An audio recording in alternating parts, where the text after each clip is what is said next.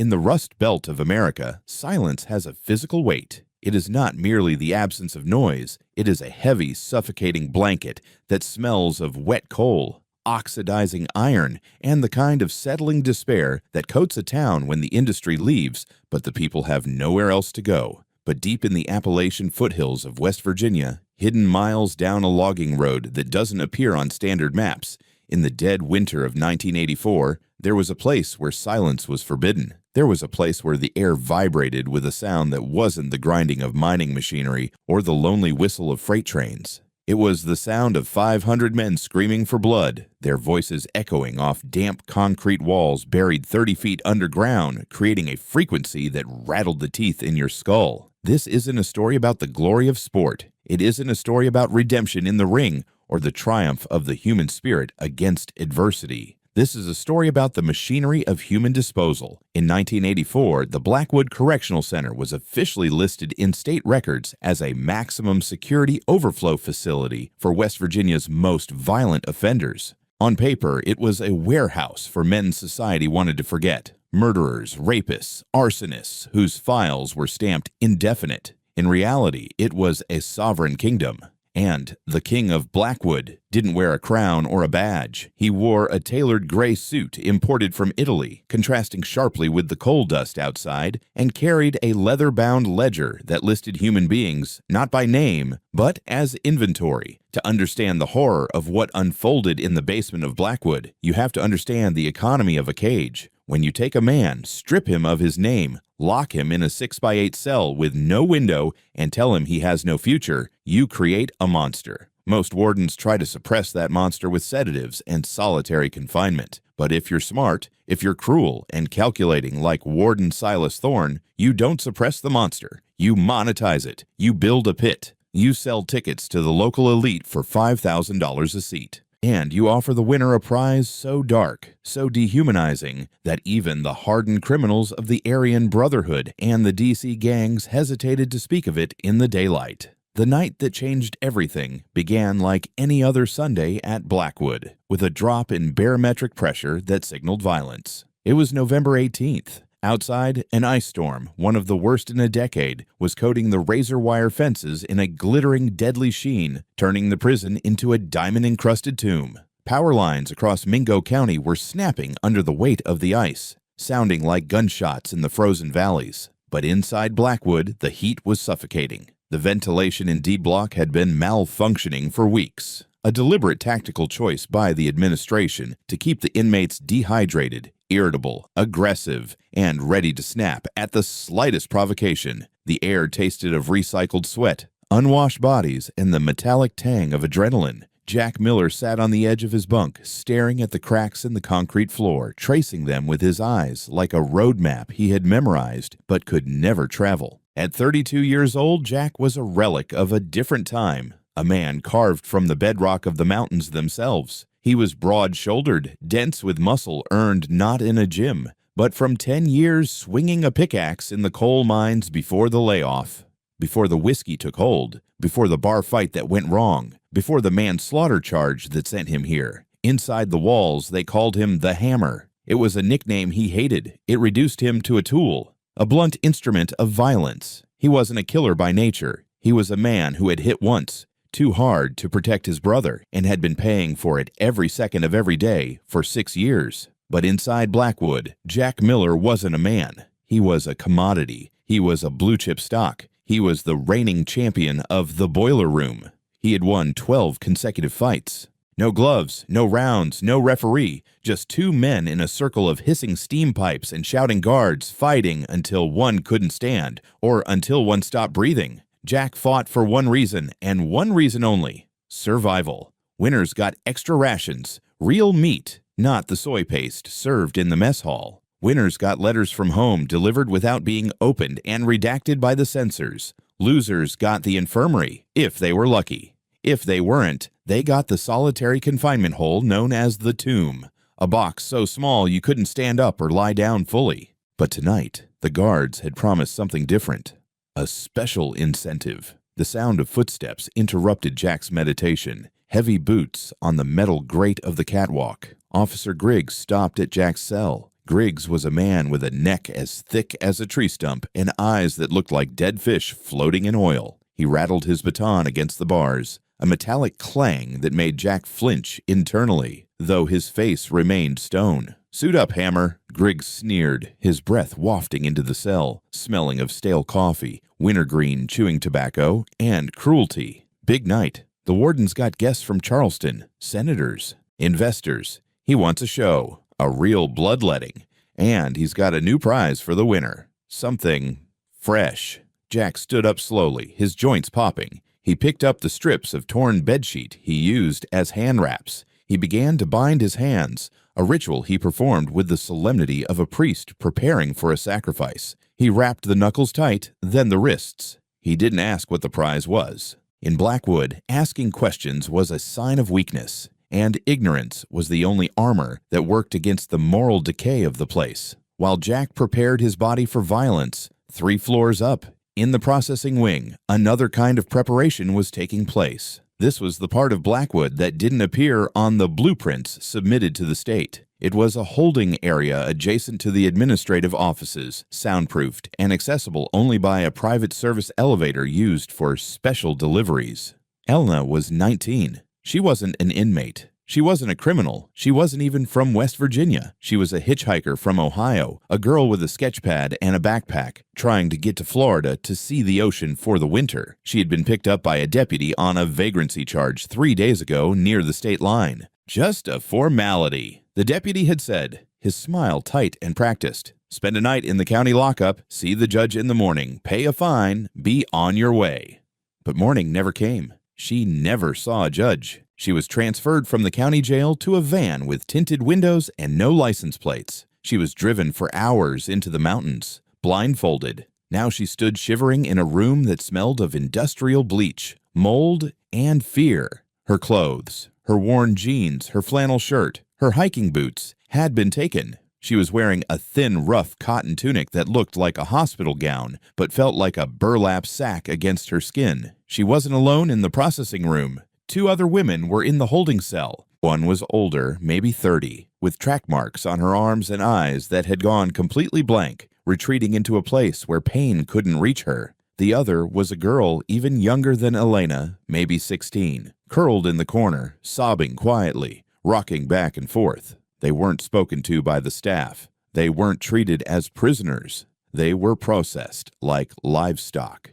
A female matron entered the room.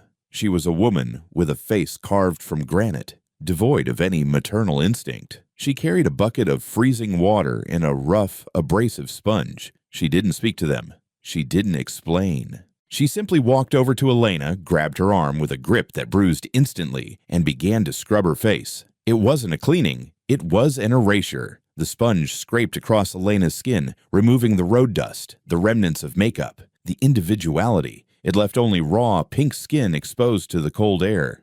"Why are you doing this?" Elena asked, her voice trembling, her teeth chattering. "I have rights. I'm an American citizen. I need to make a phone call. My mother will be looking for me." The matron paused, looking at Elena with a mixture of pity and contempt, like one might look at a stray dog that had wandered onto a highway. "You don't have rights here, honey. You have a purpose. You're the Sunday special, and nobody looks for things that fall into the Blackwood mine." Elena didn't understand the words then. She didn't know that she wasn't a person anymore. In the eyes of Warden Thorne, she was a bonus, a perk, a piece of meat to be thrown to the lion who roared the loudest in the pit below. She was inventory, just like the canned beans in the pantry and the bullets in the armory. The buzzer sounded, a harsh electric scream that signaled the movement of the Gladiators. The heavy steel door to the cell block buzzed open. Jack Miller walked out of his cell, flanked by 2 guards in riot gear. The walk to the boiler room was a descent into hell. They moved through the labyrinthine corridors of the prison, down metal staircases that vibrated with the stomping of feet from the cell blocks above. As they went deeper, the temperature rose. The air grew thick with humidity and the smell of unwashed bodies. They passed the laundry where steam hissed from massive presses. They passed the generator room where the engines roared. And finally, they reached the heavy iron door marked Authorized Personnel Only High Voltage. Inside, the noise hit Jack like a physical blow. The boiler room was a cavernous space, filled with massive antique machinery that hissed and groaned. But in the center, a space had been cleared, a circle 20 feet across, defined not by ropes, but by a wall of screaming men. Inmates on the lower level, packed into cages like dogs. Guards on the catwalks above, holding shotguns. And in a special glass-enclosed booth overlooking it all, suspended like a skybox in a stadium, were the VIPs. Jack looked up at the booth. He saw Warden Thorne. Thorne was holding a crystal glass of amber liquid, smiling, pointing down at the pit. Next to him were men Jack didn't recognize, men in expensive suits, politicians with American flag pins on their lapels, local business tycoons who owned the mines and the politicians. The people who ran the county, they were the ones betting on Jack's life. They were the ones who kept the prison full to ensure their dividends paid out. Across the circle, Jack's opponent was waiting. They called him the Butcher. He was a transfer from a supermax in Ohio, a man doing triple life for dismembering his cellmate with a sharpened toothbrush. He was bigger than Jack, heavier by 50 pounds, with a chaotic, feral energy that radiated off him. He was shirtless, his body a tapestry of prison tattoos, spiders, teardrops, demons. He grinned at Jack, revealing teeth that had been filed into points, a modification he had done himself with a concrete block.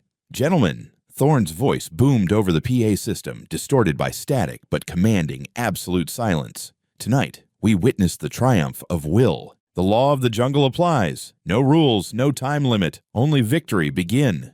The bell rang. It was a metal spoon banging against a hollow steam pipe. Clang.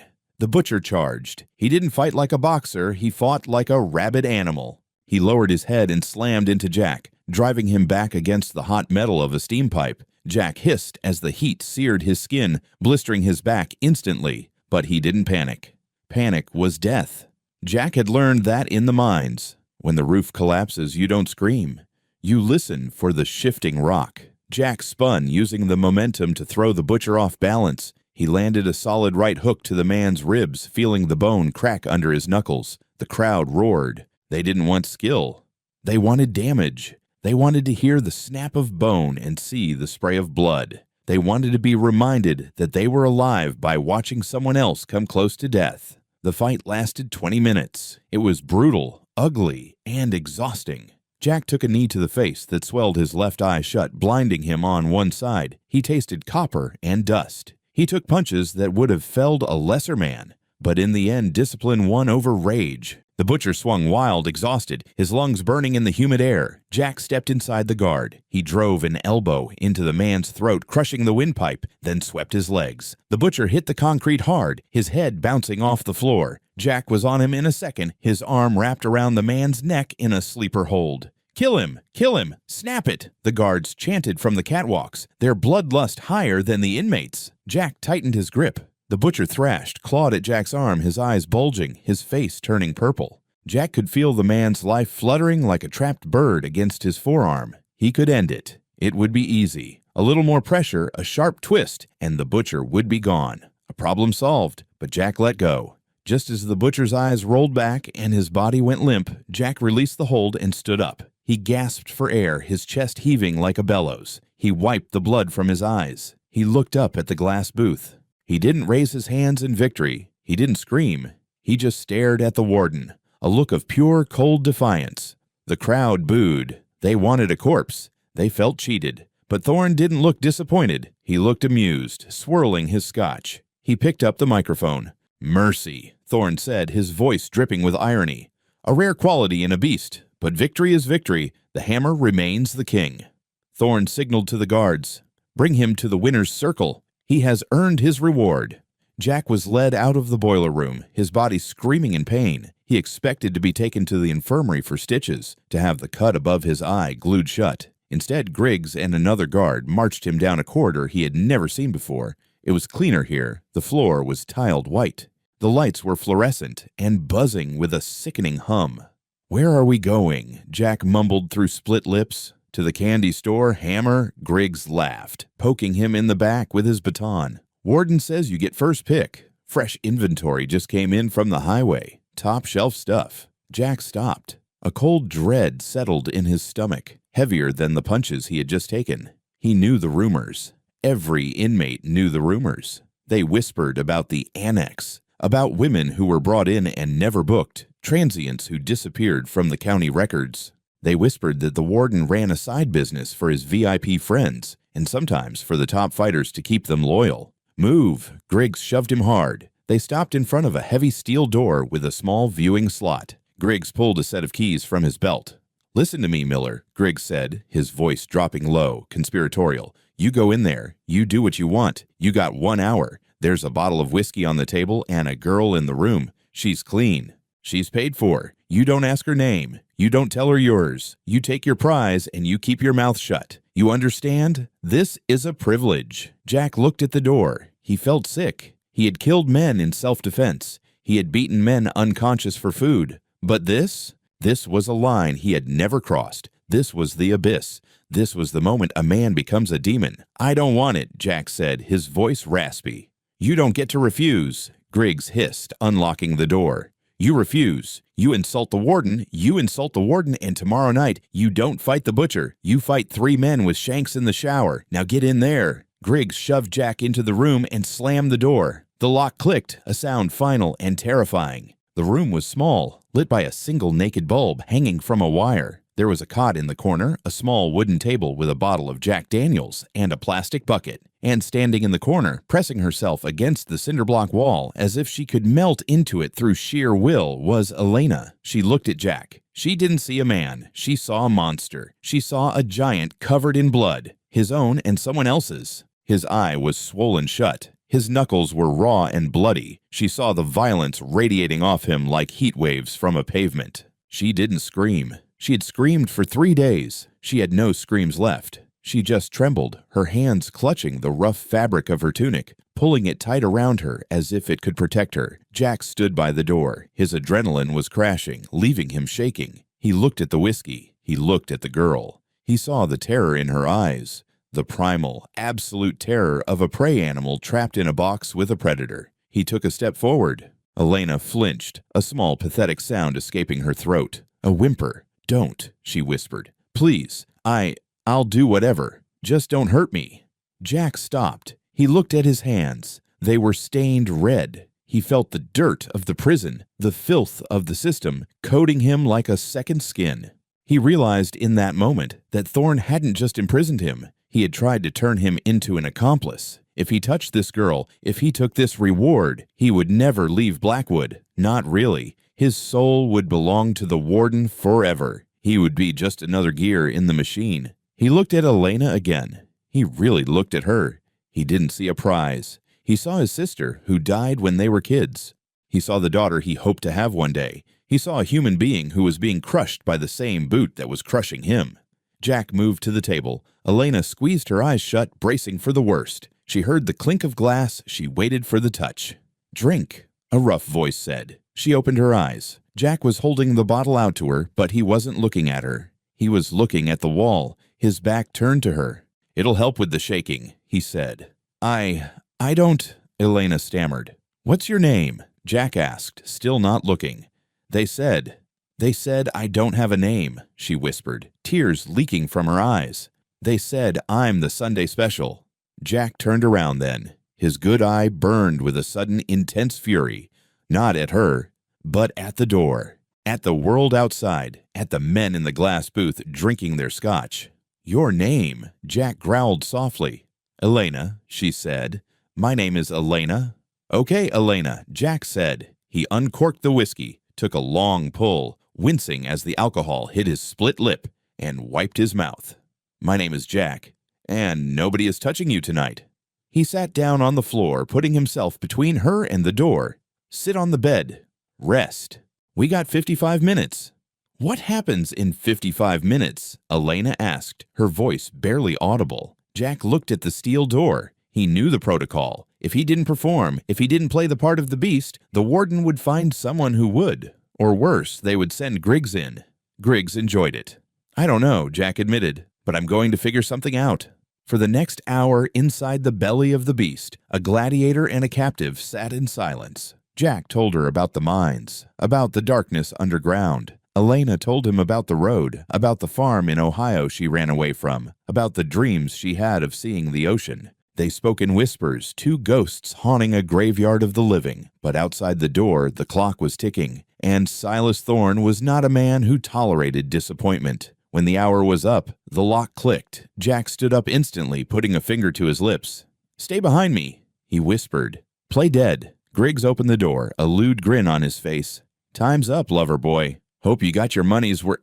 Griggs stopped. He saw Elena sitting on the bed, fully clothed, the tunic unripped. He saw Jack standing there, the bottle of whiskey unopened, a lie Jack had staged by putting the cork back in, looking calm. Too calm. "What is this?" Griggs scowled. "You didn't touch her." "She's sick," Jack lied. He used the only excuse the prison code might respect. "She's coughing blood. You gave me damaged goods, Griggs. I ain't touching something that's gonna make me sick before the championship fight. I got a title to defend." It was a gamble. A desperate, stupid gamble. Griggs looked at Elena. She caught on instantly. She hunched over, hacking a dry, rattling cough, and spat onto the floor. "Griggs Louis lai mot book, mat nin lai vi gatom. Trong he sin thai chet hep kuan hatu, ben tat kon jang so hon bao luk. Lao foi, viem gan, kum, chung lai len hu chai rung." Damn it, Griggs swore. Thorne's gonna be pissed. He paid top dollar for this batch. "Get her out of here," Jack said, feigning anger. "And get me a clean one next time." Griggs spat on the floor. All right. Come on, you filth." He grabbed Elena by the arm. She looked back at Jack one last time. There was no promise in his eyes, only a grim warning. Survive. Griggs dragged her out. Jack was led back to his cell. He sat on his bunk, his hands shaking uncontrollably now. He knew he hadn't saved her. He had only bought her time. Maybe a day, maybe two. But as he stared at the ceiling, Jack Miller realized something. He had defied the warden. For the first time in 6 years, he had said no, and that no felt more dangerous and more powerful than any punch he had ever thrown. 3 days later, the consequences arrived, but they didn't come in the form of a beating. They came in the form of a transfer order. Jack was mopping the mess hall floor when he saw the new list posted on the bulletin board. It was the roster for the next special event. Main event, the Hammer versus the Twins. Prize, disposal duty. Jack stared at the words. Disposal duty. It was a euphemism. It meant burying the bodies that didn't make it. It meant digging holes in the woods behind the chemical plant. And then he saw the second sheet of paper. A list of inventory to be liquidated. Third name down, Elena Doe. Liquidated. Jack dropped the mop. The bucket overturned, soapy water spreading across the floor like gray blood. He wasn't going to fight for a prize anymore. He wasn't going to fight for survival. He looked at the spoon in his pocket, the one he had been sharpening on the concrete floor of his cell for 6 months. It wasn't a wooden sword. It was a shank. The Roman gladiators fought for freedom. Jack Miller was going to fight for something else. He was going to fight to burn the whole damn circus to the ground. The waiting is always the loudest part of a prison. In the 48 hours leading up to the Sunday night fight, Blackwood Correctional Center didn't sleep. It vibrated. The ice storm that had been threatening the Cumberland Mountains finally hit on Saturday afternoon, sealing the prison inside a shell of frozen glass. Power lines across the county snapped under the weight, plunging the surrounding valleys into darkness. But Blackwood ran on its own massive diesel generators. The hum of those engines became the heartbeat of the facility, a low, throbbing rhythm that vibrated through the steel bunks and concrete floors, masking the sound of shanks being sharpened against toilet bowls and bed springs being coiled into garrotes. Jack Miller didn't spend those hours resting. He spent them politicking. In the hierarchical ecosystem of Blackwood, the Gladiators, the men chosen for the boiler room, were kept in a separate high-security wing called the Stable. It was supposed to keep them isolated, to prevent them from organizing, to keep them focused solely on killing each other. But Warden Thorne had made a critical error. He assumed that violent men couldn't cooperate. He forgot that coal miners, even incarcerated ones, know how to form a union in the dark. Jack moved from cell to cell during the 1 hour of recreation allowed in the common block. He didn't speak of revolution or justice. He spoke of the list. He spoke of the word liquidation. He showed them the crumpled piece of paper he had stolen from the bulletin board, the roster that listed not just the fighters, but the expiration dates of the human inventory. "They aren't betting on us winning anymore," Jack whispered to Caleb. a former Union enforcer serving 20 years for arson. Caleb was huge, a mountain of a man with a beard that looked like steel wool and hands that could crush a brick. He was scheduled to fight next month. They're betting on how fast we die. Look at the roster, Caleb. Disposal duty isn't a prize. It's a grave detail. And look at the girl's name. They're cleaning house. Caleb looked at the list. He saw the name Elena Doe crossed out in red ink. He saw his own name, scheduled for a match against the Butcher. A rematch nobody survived in December. He looked at the guards patrolling the catwalk, oblivious to the conversation below. "What's the play, Hammer?" Caleb asked, his voice a low rumble like distant thunder. "The twins," Jack said. "Tonight, when I'm in the pit, I'm not going to finish it. I'm going to turn it. When the first guard drops, you take the stable. You kill the lights."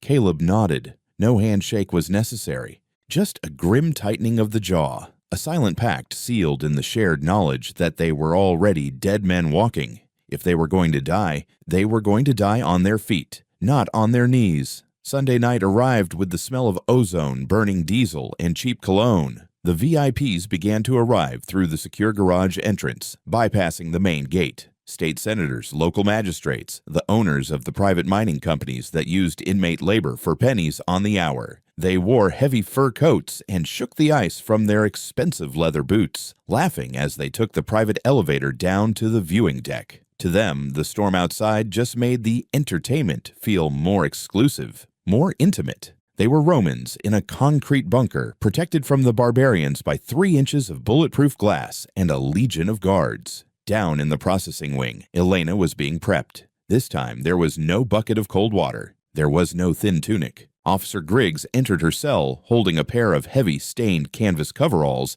and a set of handcuffs. "Suit up!" Griggs grinned, his teeth yellow in the harsh light. "You're going on a field trip." Elena stood up. She had spent the last 3 days pacing the 6x8 cell, her mind oscillating between terror and a strange, cold acceptance. She had stopped crying. Crying required hope, and she had none left. "Where?" she asked, her voice flat.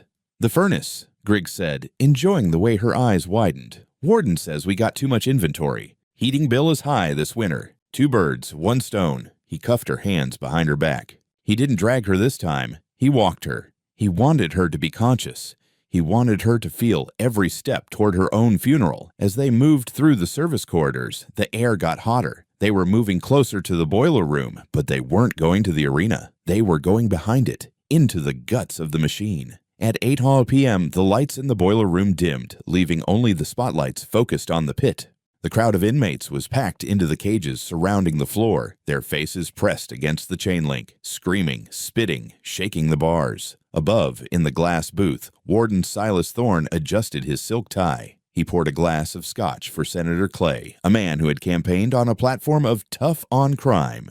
"You're in for a treat, Senator," Thorne said, gesturing to the pit below, like a proud father showing off a science project. "The Hammer is our best thoroughbred, but tonight we're putting him down. He's getting difficult, independent, and independent thoughts are dangerous in a cage." "A pity," the senator said, sipping his drink. "He has good form." "Everyone has an expiration date," Thorne smiled thinly. "Send them in." The heavy iron gates clanged open. The roar of the prisoners was deafening, a wall of noise that shook the dust from the rafters. From the north gate, Jack Miller emerged. He wasn't wearing armor. He was shirtless, wearing only gray prison trousers and heavy work boots. His body was a map of scars, a history of violence written in skin. His hands were wrapped in dirty cloth. He walked to the center of the circle and stood still. He didn't look at the crowd. He didn't look at the booth. He looked at the south gate. From the south gate came the Bray brothers. They weren't technically twins, but they might as well have been. 2 massive, steroid-fed bikers with swastika tattoos on their necks and eyes that rolled in their heads like marbles. They were foaming at the mouth, literally. They were high on PCP, a performance enhancer the guards had slipped them an hour ago. They didn't feel pain. They didn't feel fear. They were biological tanks programmed to destroy. "Fight!" Thorne's voice boomed over the speakers. The Brays charged. It was like watching a car crash in slow motion. They hit Jack simultaneously. One tackled him around the waist, driving him into the concrete with the force of a battering ram, while the other began raining steel-toed boots down on his ribs. Jack curled into a ball, protecting his head. The first kick cracked a rib, the second split his lip. The pain was blinding, a white-hot flash that threatened to shut down his brain. But Jack held on to one thought. Wait. He needed them close. He needed them confident. He needed the guards to relax, to think the show was going according to script. The crowd screamed for blood. "Stomp him! Stomp him!" One of the brothers, the bigger one, reached down to grab Jack by the hair, intending to smash his face into the floor. This was the mistake. Jack moved. He didn't move like a victim. He moved like a mechanic working on a high-speed engine. He grabbed the brother's wrist, finding the joint, and twisted it against the bone with a sickening snap. The brother howled, pulling back in confusion rather than pain. The PCP masking the break. Jack rolled, sweeping the legs of the second brother. As the man fell, Jack scrambled to his feet. He reached into his waistband. The spoon, the shank he had spent 6 months honing into a needle-sharp point, flashed in the spotlight. The PCP-fueled brother charged again, ignoring his broken wrist, swinging his arm like a club. Jack didn't dodge. He stepped inside the arc of the swinging fist. He drove the shank into the man's shoulder, deep, hitting the nerve cluster. The arm went dead instantly, but Jack didn't kill him. Not yet. He spun the man around, using him as a human shield against the second brother, and then he looked up. He looked directly at Warden Thorne in the glass booth, and he smiled. It was a smile of pure, unadulterated hate, a smile that said, "I see you." And in that second, Thorne dropped his glass. The scotch shattered on the floor. He realized, too late, that this wasn't a fight. It was a signal. "Now," Jack roared. On cue, Caleb, standing by the electrical panel in the stable wing, threw a metal food tray directly into the exposed main circuit breaker box, which he had fixed earlier that day during cleaning duty. Sparks showered down like fireworks. The main lights in the arena died. The boiler room plunged into semi-darkness, lit only by the red emergency lights and the ambient, hellish glow of the furnace gauges from the adjacent room. Chaos erupted. The prisoners in the viewing cages didn't cower. They attacked the fences. They had loosened the bolts on the chain link over weeks of whispered coordination using stolen utensils. The fences gave way with a screech of tearing metal. 500 men poured onto the catwalks. "Security!" Thorne screamed into his radio, his composure shattering. "Lock it down! Gas them! Shoot to kill!" But the guards were overwhelmed. They were prepared for a fight in the pit, not a war in the stands. Inmates armed with mops, trays, and broken pieces of railing swarmed the guards. Gunshots rang out, flashes of muzzle fire illuminating the dark, chaotic scene. Down in the pit, Jack finished his work. The second Bray brother lunged at him in the dark. Jack sidestepped and drove his boot into the man's knee, shattering it laterally. He left them there, writhing on the floor, useless heaps of muscle. He didn't care about them. They were just obstacles. He ran to the north gate. The guard stationed there was fumbling with his keys, terrified by the wave of prisoners rushing towards him. Jack hit him once, a solid right hook that laid him out cold. He grabbed the keys from the guard's belt. He wasn't running toward the exit. He was running deeper into the facility. "Where are you going, Miller?" Caleb shouted from the catwalk, where he was currently holding a guard in a headlock, directing the riot like a conductor. "The furnace!" Jack yelled back, his voice barely audible over the sirens. "They have the girl." Jack sprinted into the labyrinth of service tunnels. The sounds of the riot, the screams, the breaking glass, the klaxons, faded behind him, replaced by a deeper, more ominous sound, the roar of the massive gas-fired incinerators that powered the facility's heating and disposal systems. The air here was 100 degrees. Sweat poured down Jack's back, stinging his open wounds. He knew where they were taking her. Disposal A.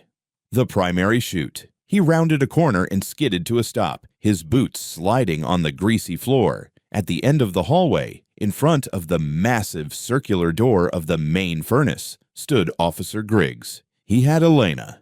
She was on her knees, her hands cuffed behind her back, her face pressed against the hot metal of the railing. The furnace door was open. Inside, a vortex of orange fire roared like a captured sun, waiting to be fed. Griggs was holding a pistol. He saw Jack and grinned.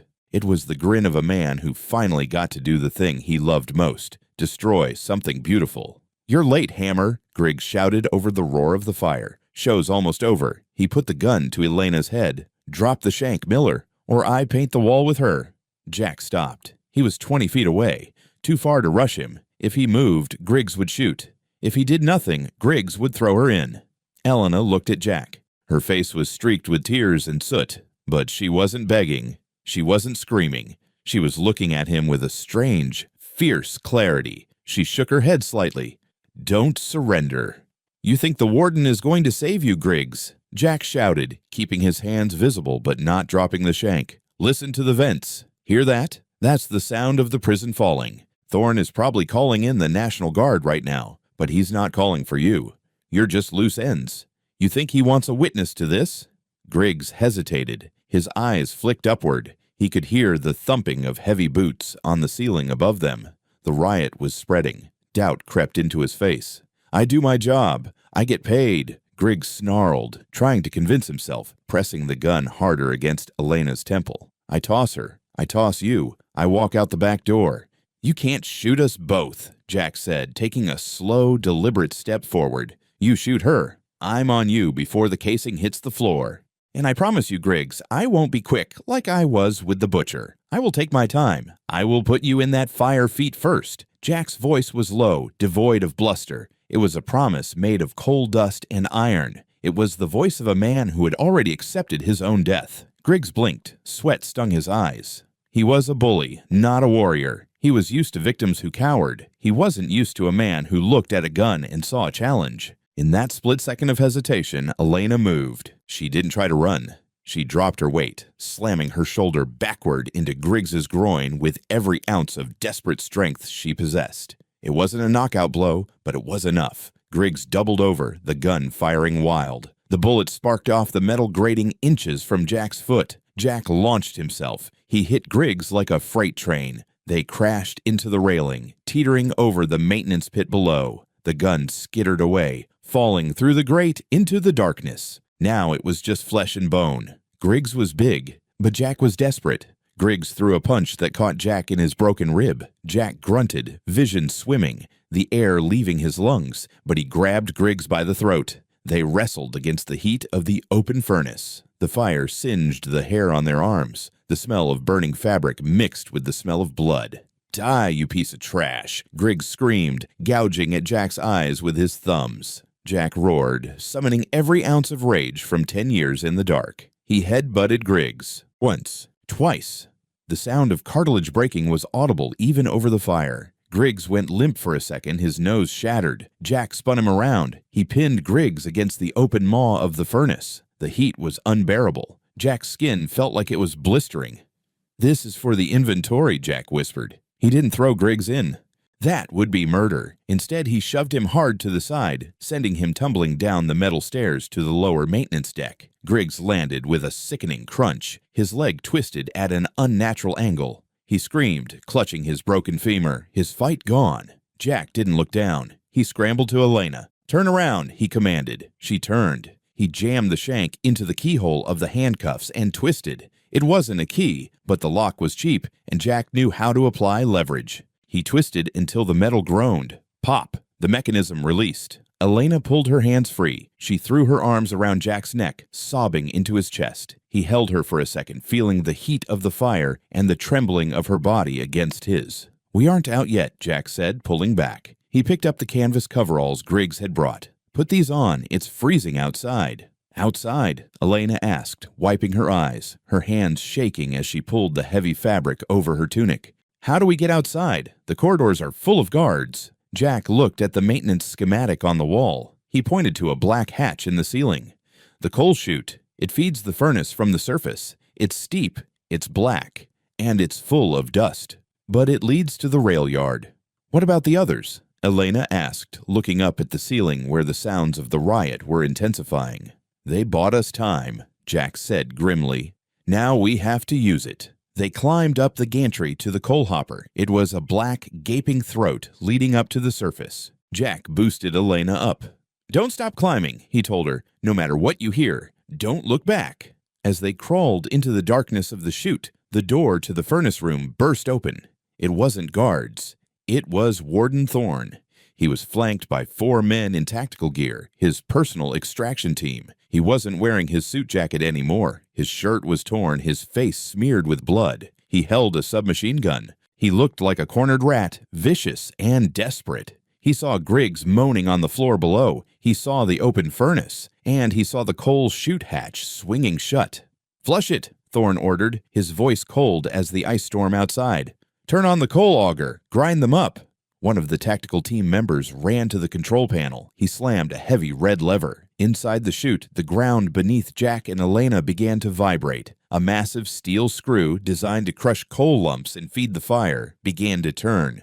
"Move!" Jack screamed, pushing Elena upward. "Climb! Climb!" The blades of the auger were slow, but they were relentless. They churned the coal dust, creating a suffocating cloud. Jack's boot slipped on the slick metal. The blade caught the heel of his boot, shredding the leather. He kicked out, scrambling higher, his fingers clawing at the smooth metal sides of the chute. Elena was 10 feet above him, clawing at the service ladder rungs built into the side. "I see the sky," she yelled. "I see the grate." "Go," Jack roared, coughing up black dust. Below him, the auger was chewing up the space where he had been seconds ago. If he slipped, he would be pulled down into the furnace and turned into ash. The sound of the grinding metal was deafening. Elena reached the top. She shoved the grate open. The wind howled, driving sleet and ice into her face. She pulled herself out onto the frozen ground of the rail yard. She reached back down into the black hole. "Jack, give me your hand." Jack lunged for the ladder rung. His hand slipped on the ice coating the metal. He fell back a foot. The auger blade grazed his ankle, slicing through the boot and into the flesh. He screamed, adrenaline overriding the pain, and lunged again. He caught the rung. With a final superhuman effort, he pulled himself up. Elena grabbed his collar and hauled him onto the snow. They lay there for a second, gasping, the freezing air burning their lungs. They were covered in coal dust, bleeding, and exhausted. They looked like creatures birthed from the earth itself. But they were out. Below them, the prison was burning. Smoke billowed from the ventilation shafts. The sound of gunshots echoed in the night. The riot was in full swing. "We have to move," Jack said, struggling to stand on his injured ankle. He looked down. Blood was soaking his boot. "Thorne knows we're out. He'll send the dogs." They ran toward the train tracks. A freight train, delayed by the storm, was idling on the spur line, its massive engines rumbling. It was a coal train heading north. They scrambled up the ladder of a boxcar. Jack pushed the heavy door open, and they tumbled inside. The train jolted. The brakes hissed. Slowly, heavily, it began to move. Jack leaned against the wall of the boxcar, watching the prison recede into the distance. It looked like a castle on fire, a dark monument to a kingdom that had finally fallen. Elena sat beside him. She reached out and took his hand. His knuckles were split, covered in dried blood. Her fingers were stained black with coal. "Where are we going?" she asked. Jack looked at the open door, watching the West Virginia mountains roll by in the moonlight. "Away," he said, "just away." But as the adrenaline faded, Jack felt a cold realization settle in. Thorne wasn't dead. He had seen him, and men like Silas Thorne didn't let their property steal itself. The train picked up speed. Jack closed his eyes, listening to the rhythm of the wheels. Click, clack, click, clack. It sounded like a clock ticking. Here is the third and final part of the extended transcript. Transcript, West Virginia 1984. The Blackwood Furnace Riot Part 3.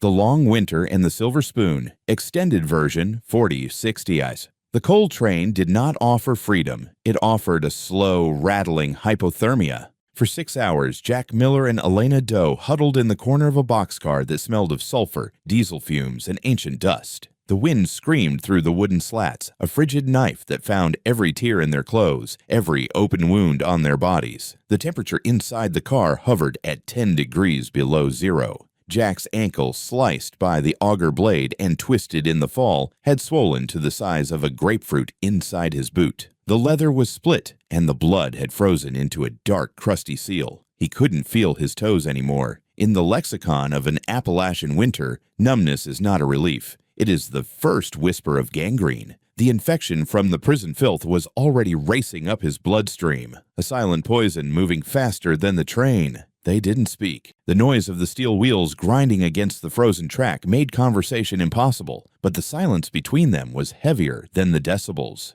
It was the silence of two people who had stepped off the map. They were no longer inmates or victims. They were ghosts, traveling through a landscape of frozen pines and dead towns, covered in the black soot that fueled the very world trying to crush them. At 4 a.m., the train slowed, the brakes screeching like a banshee as it ground through a switchyard near the Kentucky border. Jack touched Elena's shoulder. His hand was trembling violently, not just from the cold, but from the fever that was starting to boil behind his eyes. He didn't have to say the words. They had to jump.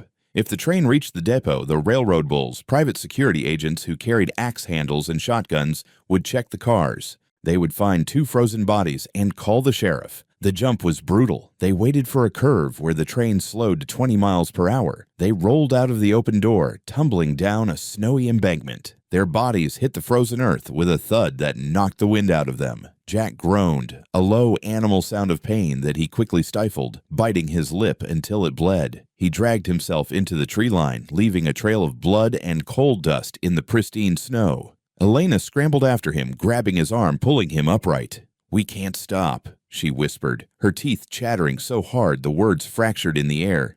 "Jack, get up."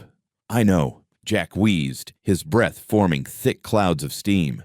"There's a town, mining camp, 5 miles east. Black Hollow. I have family there, cousins." It was a lie. He didn't have family. He had a debt. Years ago, before the prison, before the manslaughter charge, Jack had saved a union representative from a beating in a bar in Logan County. That man, a giant named Big Dale, lived in Black Hollow. Jack was betting his life, and Elena's, on the currency of a favor owed from a decade ago. Back at Blackwood, the riot had been quelled, but the damage was total. The fire in the administration wing had gutted the records room. The boiler room was a flooded ruin.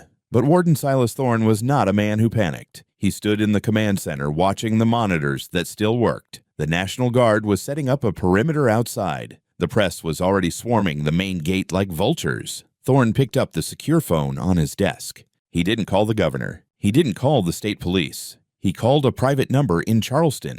"The inventory is loose," Thorne said, his voice calm, devoid of emotion. "Male, 32, combat proficient. Female, 19, witness." They took the North Rail line. There was a pause on the other end. Then a voice, smooth and bureaucratic, replied, "That is unfortunate, Silas. A witness complicates the insurance claim, and the election cycle is starting." "They won't speak," Thorne promised. "I'm sending the cleanup crew, not the police. The contractors. Make it clean, Silas.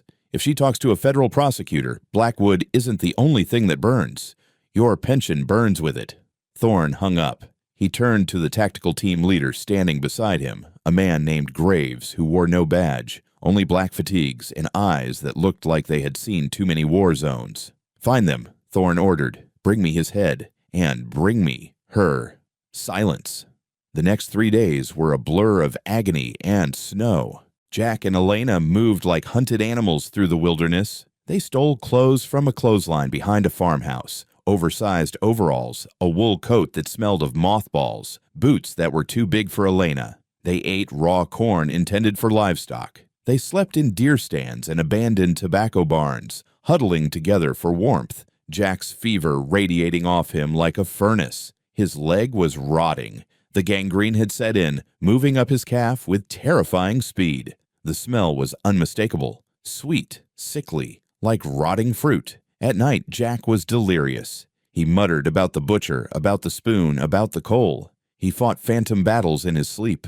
Elena became the leader. The girl who had been paralyzed by fear in the holding cell was gone. In her place was a creature of survival. She cleaned Jack's wounds with moonshine they found in a shed. She forced him to walk when he wanted to lie down in the snow and die. They reached Black Hollow on the 4th night. It wasn't really a town. It was a scar on the side of a mountain, a cluster of tar paper shacks clinging to the slope, surrounding a shuttered mine entrance. The air smelled of wood smoke and poverty. They found Big Dale's cabin. Jack collapsed on the porch. Dale opened the door, a shotgun in his hand. He took one look at Jack, the hammer of Blackwood, now reduced to a shivering, feverish wreck, and lowered the weapon. He didn't ask questions. He didn't ask for names. He just opened the door. They hid in the root cellar beneath the cabin. It was warm, smelling of potatoes and damp earth. Dale brought them stew and antibiotics stolen from a veterinary clinic. "The news is calling you the Blackwood Butcher," Dale told them, sitting on an overturned bucket, his massive frame filling the small space. "They say you started the riot. They say you kidnapped the girl. They say you killed 3 guards and threw them in the furnace."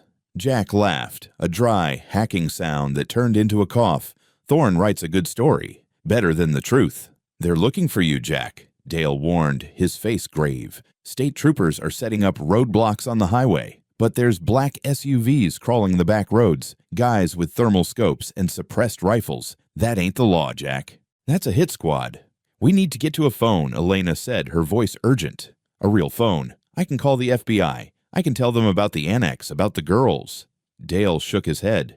"Honey, out here, the phone lines go through the county switchboard. The sheriff is Thorne's brother-in-law. You make a call. You just dropped a flare on your own position. They'll be here in 10 minutes. "Then we run," Elena said. "We keep moving." "I can't run," Jack said softly. He pulled up the leg of his stolen overalls. The skin of his lower leg was black and purple, swollen tight like a sausage casing. The red streaks of sepsis were reaching his thigh. The smell filled the small cellar. "The engine is blown, Elena," Jack said, looking at her with clear, sad eyes. "I'm septic. Even if I got to a hospital right now, I'd lose the leg. And we aren't going to a hospital." The room went silent. Elena looked at the leg, then at Jack's face. She saw the resignation there, the acceptance of a gladiator who knows he has entered the final arena. "No," she whispered, tears cutting tracks through the coal dust on her face. "I'm not leaving you. We made it this far."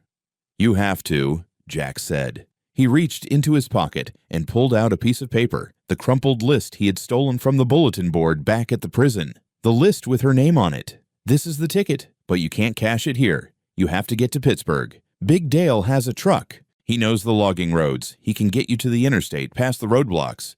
"I'm not going without you," Elena insisted, grabbing his hand. "You saved me." "Listen to me." Jack grabbed her shoulders. His grip was weak, shaking, but his eyes were fierce. "I was dead the minute I stepped into that pit 6 years ago. I was just walking around waiting to fall down. You're still alive. You're the evidence, Elena. If you die here with me, Thorne wins. He wins everything. He keeps the prison. He keeps the girls. Do you want that?" Elena stared at him. She hated him in that moment. She hated him for being right. She hated him for being a hero when all she wanted was for him to be a survivor. "I'll burn him," Elena whispered, her voice trembling with rage. "I swear to God, Jack, I will burn him down." "I know you will," Jack smiled. It was the first time she had seen him smile without pain.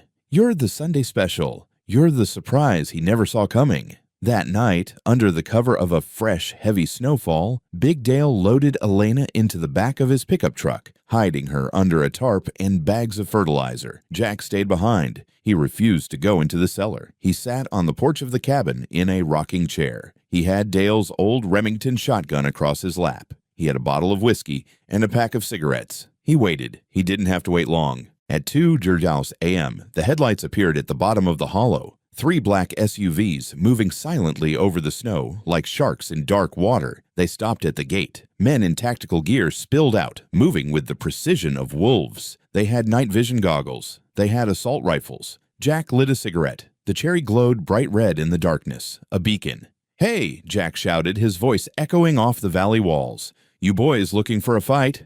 Or are you just looking for a parking spot?" The spotlight hit him. Jack Miller, the hammer, sat exposed in the beam. He looked small against the vastness of the mountain, but he didn't look afraid. "Target acquired," a voice crackled over a radio. "Male subject on the porch, armed." "Where's the girl?" Graves, the team leader, shouted from behind the cover of the SUV. "Give us the girl, Miller, and we'll make it quick." Jack took a drag of the cigarette and flicked it into the snow. "She took the train to hell," Jack lied. "I bought her a ticket. She's gone." "Drop the weapon." Jack cocked the shotgun, click-clack. "I ain't looking for quick," Jack said. "I'm looking for expensive." He fired. The buckshot took out the spotlight. Darkness crashed back in. The firefight lasted 4 minutes. It was loud, chaotic, and one-sided. Jack managed to wound 2 of them before they rushed the porch. He didn't scream when the bullets hit him. He just kept pulling the trigger until the Remington clicked dry. When Graves stood over him, Jack was bleeding out into the snow. The steam rose from his body, joining the mist of the hollow. "Where is she?" Graves hissed, pressing his boot onto Jack's chest. Jack looked up at the winter sky. He couldn't feel the cold anymore. He thought about the boiler room. He thought about the coal chute. He thought about Elena, miles away, moving toward the light. "Gone," Jack whispered, and then the hammer stopped swinging. Jack Miller died on a Tuesday, but the story didn't end there, because stories, unlike men, are hard to kill. Elena made it to Pittsburgh. She didn't go to the police. She knew better now. She went to a journalist, an investigative reporter named Sarah Feinberg, who had been trying to crack the prison corruption ring for years. Elena sat in a diner booth, dirty, exhausted, and handed her the list. She drew maps of the annex. She described the VIPs. She listed the names of the girls she had seen in the holding cells. But justice in the real world isn't like the movies. It doesn't happen overnight. It moves like a glacier, slow, grinding, and indifferent. The article ran 6 months later. The Gladiator and the Ghost, inside West Virginia's House of Horrors. It was a sensation. For a week. Then the denials started. Warden Thorne held a press conference. He called Elena a mentally unstable drug addict. He produced falsified records showing she had never been at Blackwood. He painted Jack Miller as a psychotic cop killer who had massacred his staff. The investigation stalled. The federal prosecutor, who played golf with Thorne's investors, cited lack of physical evidence. It seemed like Thorne had won. He retired a year later, a wealthy man, celebrated as a tough-on-crime visionary. Blackwood was renovated, the boiler room filled with concrete, the evidence buried forever under layers of bureaucracy and cement. But Elena kept her promise. She didn't disappear. She didn't hide. She changed her name, yes. She went back to school. She worked 2 jobs. She became a lawyer. She spent 20 years building a case, not just against Thorne, but against the state. She found the other girls, the ones who had been sold and discarded, the ones too afraid to speak. She built a coalition of the broken. In 2004, 20 years after the escape, the lawsuit finally hit the courts. Doe v. the state of West Virginia. It wasn't a criminal trial. The statute of limitations had passed for the assaults. It was a civil rights suit. Thorne, now an old man living in a mansion in Charleston, was forced to testify. He sat in the deposition chair, arrogant, untouchable, surrounded by high-priced lawyers. And then Elena walked in. She wasn't a scared teenager in a tunic anymore. She was 40 years old, sharp as a razor, wearing a suit that cost more than Thorne's car. She sat across from him. She opened a file. She didn't have the ledger, but she had something better. She had the memories of 30 women, and she had the truth about Jack Miller. "Mr. Thorne," Elena said, her voice steady, "do you remember the boiler room?" Thorne sneered. "I ran a prison, not a circus." "Do you remember Jack Miller?" Thorne blinked, a flicker of recognition, or maybe fear. "He was an inmate, a violent one." "He was a man," Elena said, "and he beat you. Because you thought you could own people. You thought you could burn them like coal. But coal, Mr. Thorne, coal stains everything it touches, and the stain never comes out. The trial destroyed him. The testimony was too graphic, too consistent, too overwhelming. The jury awarded the victims $50 million. The state, to save face, launched a new criminal probe. Thorne died of a heart attack 2 weeks before his indictment, dying alone in his mansion, abandoned by the allies who had once cheered from his glass booth. But the real ending of the story isn't in a courtroom. It's in a small, overgrown cemetery in Black Hollow. There is no headstone for Jack Miller. His body was cremated by the state and buried in a pauper's grave with no marker. But every year, on November 18th, the anniversary of the riot, a black SUV pulls up to the gate of the old mine. A woman steps out. She walks to the edge of the hollow where the cabin used to stand. She pours a bottle of Jack Daniels into the snow, and she leaves a single object on the ground, a silver spoon. It rusts there, season after season, slowly returning to the earth. A monument to the man who refused to be a monster, a reminder that even in the deepest, darkest hole, where the sun never shines and the air is thick with dust, a single spark can still burn the whole world down. The camera pulls back, rising above the Appalachian Mountains, showing the endless waves of trees covering the scars of the mines, covering the history, but never quite silencing the wind.